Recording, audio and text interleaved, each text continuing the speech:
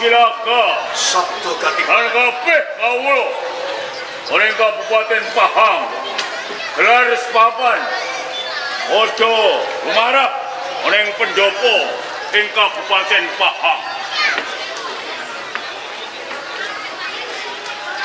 Marmaida jauh opo sebabe panjenengan nglumpukake kabeh para kawula lan siramu mergo ana babab sing bakal tak ucape kanthi sineksenan kabeh kawula ning Kabupaten Pahang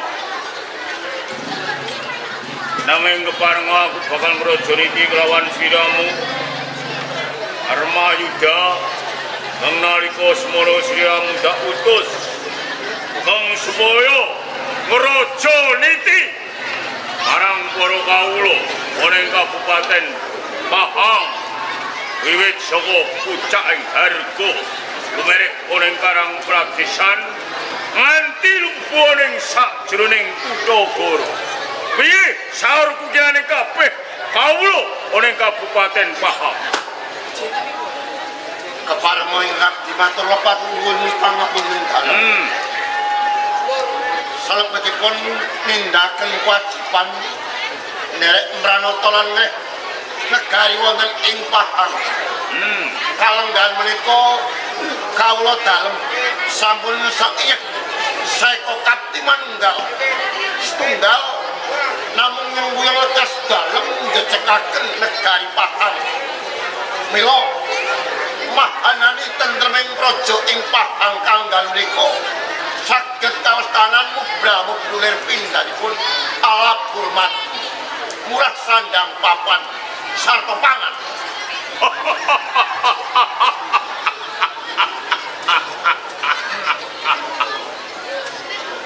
panjenenganku bareng krungu marang pelapuran ing semua aku bakal nguyulata naiso semono siramu ndak putus krajane dinanging kanthi kasunatan panguripaning kabeh kawula ning Kabupaten Pahang wis ora kekurangan sandang pangan lan papan. leres Tegese loh jinawe nggih ora ono kawula ning Kabupaten Pahang sing padha klingsir. Ya mendo sawandur ngestaken dawuh putraku wong bagus wong jelonet Pak Silaka sabtu katimbalan Kanjeng Rama kepareng Rama mundhut pirsa anggonmu ngulawentah kabeh para prajurit kawula ning Kabupaten Pahang piye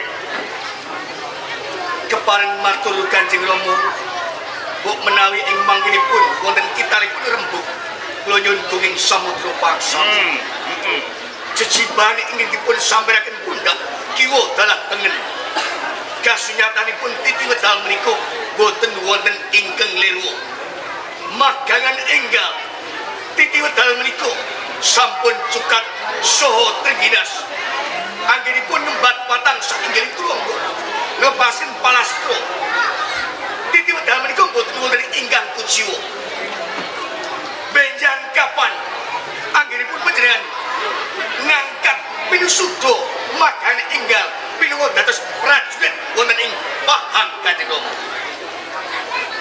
Bagus Pak Silaka mergo sliramu kang tak utus minangka ngulawentah sagunging para kawula ning Kabupaten Pahang. Yen kawula ning Kabupaten Pahang wis padha wasis wis padha prigel kuwi uga bakal mahanani dadi betengi ing Kabupaten Pahang. Ngerti yo anggonku jumeneng pengayuman ana ing Kabupaten Pahang ora ngomongake saka pribadining Rama dhewe. Ora. Lho. Sing dak asta ing sawising Rama dadi pengayuman adiling pranatan sing wis kapaca. Sapa wae sing akeh labuh lapete ora ketang kiripat sekling bali-bali lungan luru saudon telu saurupan yen pancen dhewene duwe labuh lapet tumrap ing Kabupaten Pahang akala banjar jumbuh marang labuh lapet nanging yen pancen ana kawula Pahang sing tumindak cecengilan ora gawe tentreming Kabupaten Pahang bakal tak lokke sak dosane bakal tak patrapi bidolo cukup parang kaluputane. Kanjeng Rama sak sampuripun panjenengan menika paring dawuh paring sabda dumateng Kang Putra sedaya kula badhe pun estokaken jalaran napa menika tasih ngaosi anggenipun panjenengan ngastu panjenengan pemerintahan wonten ing Pahang Kanjeng Rama.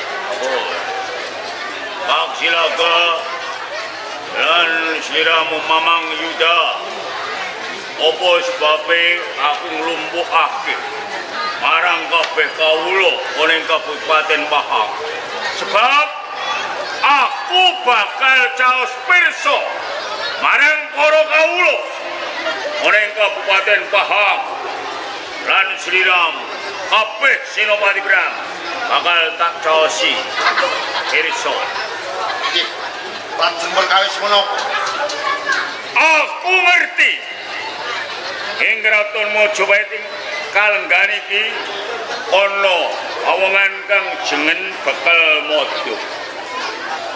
Bakal sumpah ana ing sakwisoring gapura Wilwatikta ing Kraton Majapahit sumpah dhewe bakal nyawijikake Nuswantara. Urung tan murunga mesti bakal nguler kilan tumeka ana ing Kabupaten Pahang.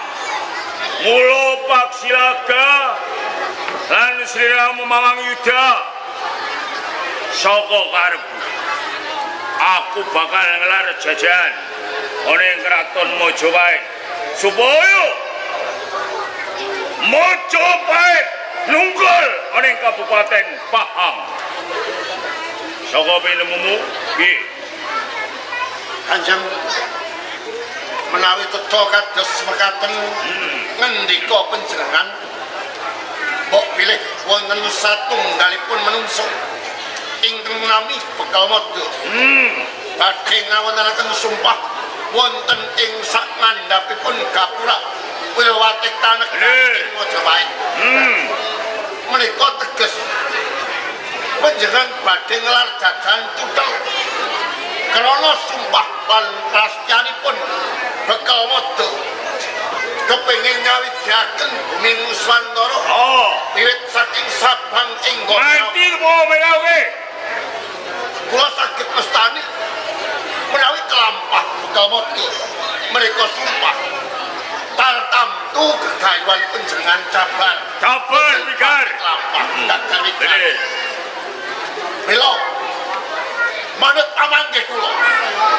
cincing-cincing lepus saderengipun Bekal Modo kelampah sumpah wonten sak ngandhapipun gapura Wilwatikta keparenga dipun cabaraken kemawon supados gegayuhan panjenengan badhe ngelar jajan kalebet ngulingaken pamrentahan wonten ing negari Majapahit. awas Kelampah menika Pak Silaga saka pinemumu piye? Yen to pemanggih kula kedah dipun petang kanditirtani kawicaksanan. Senajan tumung sak bekel ing bare sumpah nyawijaken wonten ing Nuswantara. Nanging negari wonten ing Kraton Majapahit menika ageng lan agung. Umpami panjenengan badhe ngersakaken ngelar jajan ngendhakaken tumindak lan pakatinipun Bekal Modo utawi pengayoman wonten ing Kraton Mojopahit. Duh Kanjeng Rama, Lho, kula tasih ngiman keluarga wonten ing Pahang. Jalan kula ibarataken timun mungsuh duren. Timunipun wonten ing Pahang, durenipun wonten ing Kraton Mojopahit Kanjeng Rama. Cop! Ing semu kowe ora nyarujuki. Marang Reka Sing Rama. Kowe ngendhake ngapeske derajate wong ing Kabupaten Pahang. Nanging kowe unggulake wong ing Kraton Mojopahit. Paksilaga.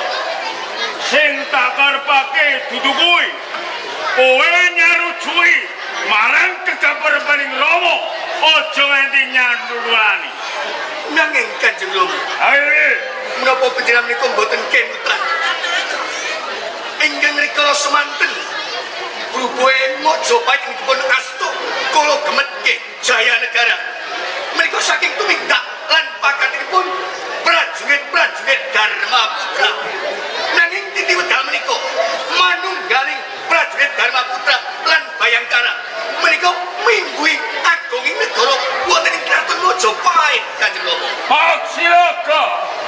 Kaya Kabupaten Pahang mung adapur putra mantu. Nanging ing sawise panjenengan duwe gegayuhan kang kaya ngono. Jenengmu tansah kripet-kripeti.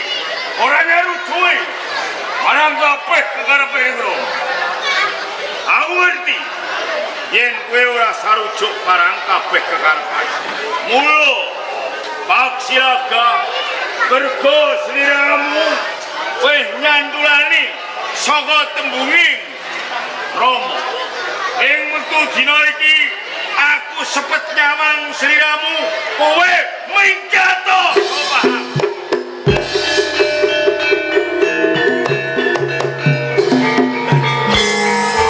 Kenging nopo bedham tekulan betul. Untung tumateng ilmu kula mantu. Kenging menapa? Kula matur wonten ing sapa panjenengan ingin kados mekaten. Kula ngiman keluarga wonten ing Pahang. Jalaran kasrat menapa kemawon. Yen to perang menika kejem lan kejem. Kata anak yatimnya ingin dipun tinggal kandang sepuhipun. Kata Warondo ingin dipun tinggal lawan bojonipun amarga saking kejepipun perang. Pramila Kanjeng Rama, beliau tinimbang kagem merang langkung rayugi monggo dipun bangun wonten ing Pahang kemawon. Kok aku ora butuh marang tetuturmu. Sing kowe kuwasa ora ing Kabupaten Pahang kudu kowe. Nanging aku Kula ngertos, nanging kula menika ngiman dumateng keluarga wonten ing Pahang Kanjeng Rama.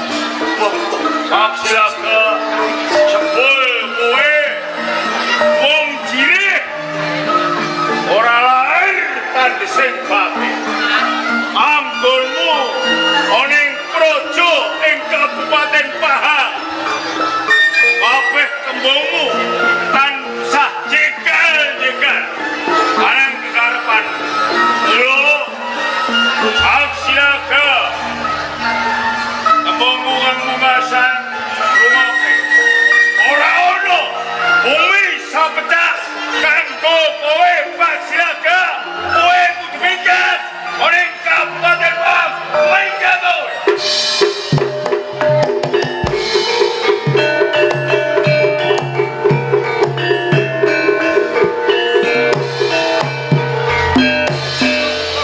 kula ngertos yen to paksilaga tumrap wonten ing Pahang muntu katan sampun nanging mau midhangetaken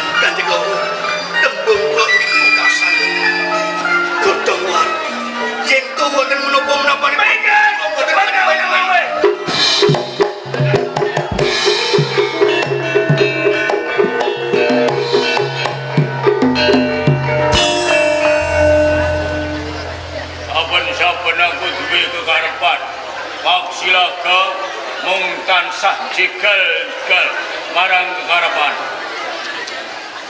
Kanjeng ampun alit ing tunggaling sinaosa ingkang putra mantu Paksilaga kalenggan menika mboten nyemurung bekas dalem badhe nglar jajan wonten ing negari Majapahit sauger taksih wonten Marmayuda kula ingkang badhe andhepani Marmayuda ing sadurunge kraton Majapahit temeka ana ing Kabupaten Pahang papake wis dhisik kepareng itu akan jauh wonten baik anis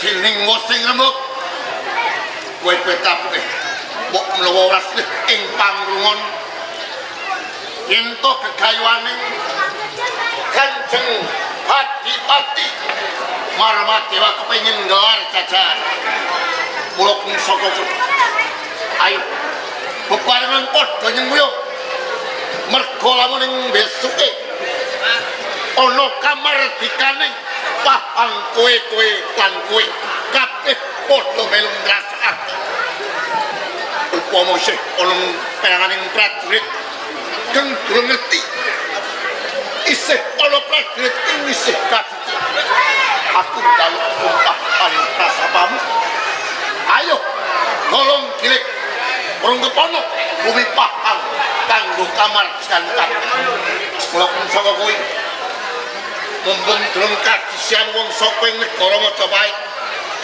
kecak perang ana ing negara Majapahit saiki prajurit budal lagi Esta kita